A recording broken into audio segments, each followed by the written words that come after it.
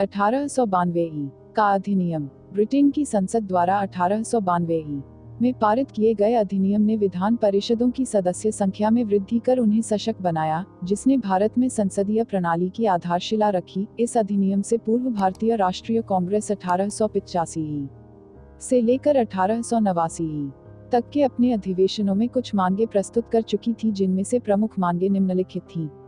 ICS परीक्षा भारत और England दोनों जगह आयोजित की जाए, परिषदों में सुधार किए जाएं और नाम निर्देशन के स्थान पर निर्वाचन प्रणाली को अपनाया जाए, ऊपरी वर्मा का विलय न किया जाए, सैन्य व्यय में कटौती की जाए। भारतीय राष्ट्रीय कांग्रेस की इन मांगों ने इस अधिनियम के निर्माण की भूमिका तैयार कर दी। अधिनियम के प्रावधान। केंद्रीय और प्रांतीय दोनों विधान परिषदों में गैर सरकारी सदस्यों की संख्या में वृद्धि की गई। विश्वविद्यालयों, जमींदारों, नगर पालिकाओं आदि को प्रांतीय परिषद के सदस्यों को अनुमोदित करने के लिए अधिकृत कर दिया गया। इस प्रावधान द्वारा प्रतिनिधित्व के सिद्धांत को प्रारंभ किया गया।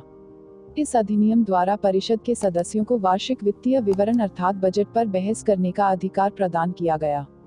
गवर्नर जनरल की कार्यकारी परिषद में अतिरिक्त सदस्यों की संख्या बढ़ाकर 16 तक कर दी गई।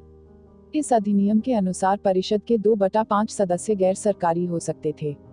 इस अधिनियम ने परिषदों के अतिरिक्त सदस्यों को जनहित के मुद्दों पर प्रश्न पूछने का अधिकार प्रदान किया। प्रांतीय परिषदों में भी अतिरिक्त सदस्यों की संख्या में वृद्धि की गई, जैसे बंगाल में इनकी संख्या 20 और अवध में 15 कर दी गई। निष्कर्ष। 1892 ई में पारित किए गए अधिनियम ने भारत में संसदीय प्रणाली की आधारशिला रखी और भारत के संवैधानिक विकास में मील का पत्थर साबित हुआ। इस अधिनियम द्वारा भारत में पहली बार चुनाव प्रणाली की शुरुआत की गई। इन सबके बावजूद यह अधिनियम राष्ट्रीय मांगों की पूर्ति करने में सफल नहीं हो पाया और न ही कोई महत्वपूर्ण योगदान दे सका।